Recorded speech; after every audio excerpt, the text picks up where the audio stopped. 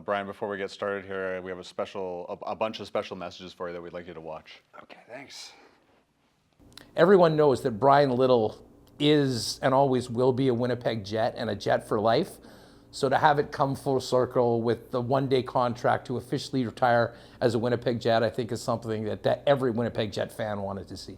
For me, it was the first hat trick in Winnipeg Jets 2.0 history was with Bryan Little, so that was a big moment for me. A lot of ugly goals in that hat trick. There are those who've made. Thank you for coming to our class to talk about mental health with Project 11. Bryan Little inspired me to continue playing hockey. All the very best, and thank you for all that you did for Project 11 and for all the kids that you came to visit and the teachers too. Take care. Bye.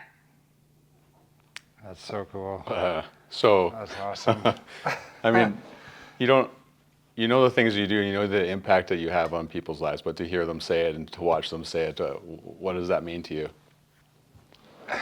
It's surreal. It's one of those things that when you're here and you're playing, you're kind of in your own bubble. Like you're so focused on just everything that goes into playing hockey and on the ice and stuff. And that's why I like doing that stuff off ice, visiting kids, because it's like, 45 minutes, an hour out of your day, but seeing kids, talk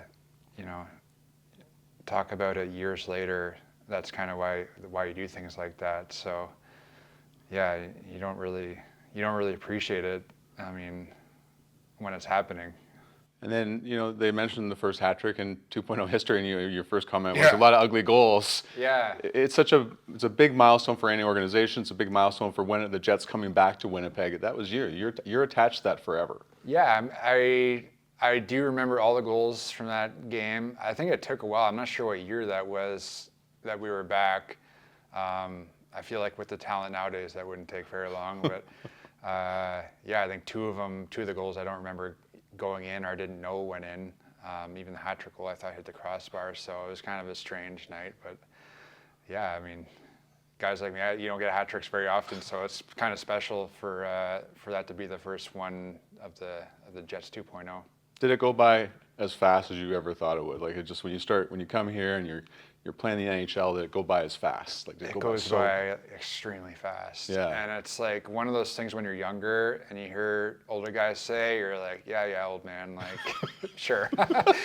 Like you're gonna be young forever, and it's never gonna end. But it does. It goes by super fast, and it feels like when you first get in the league and you're in your 20s that you have infinite number of years left and opportunities to win and do this and that.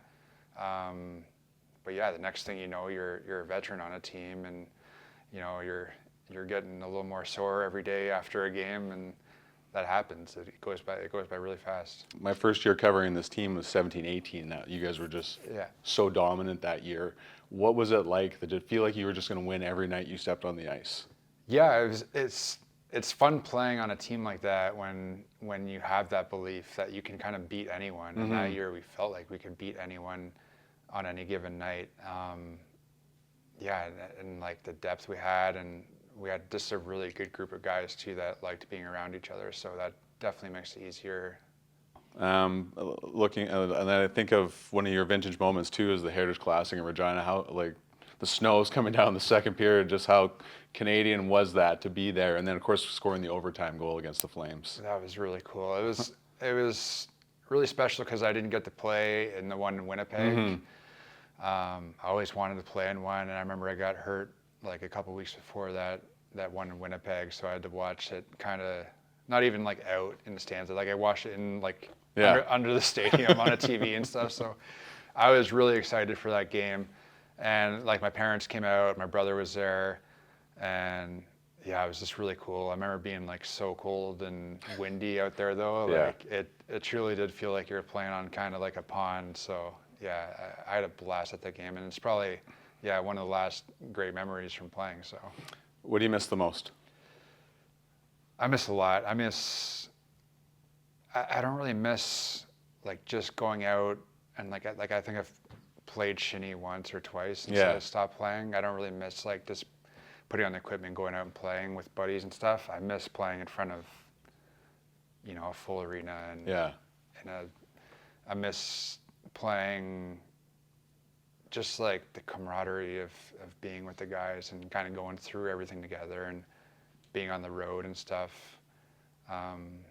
Just the whole thing. Do you remember when you came back that one time? You're just up in the stands, you did the quick wave to everybody, and how crazy everybody went. I think that's probably gonna be magnified a little bit. Are you ready for that? Yeah, that was cool. I don't know, like it's. My wife asked me if I was like excited and stuff. I'm like, yeah, I'm a little nervous. Like I don't usually like the attention and stuff. Like even that was like, I'm like, you guys don't have to like put the camera on me. Like I just want to enjoy the game. So yeah, it's. But it is cool. I think the part I'm most looking forward is just getting down to the room and like chatting with some of the guys, and I haven't talked to some of them in a while. I know how busy they get during the season, so yeah, seeing some of the guys and training stuff again.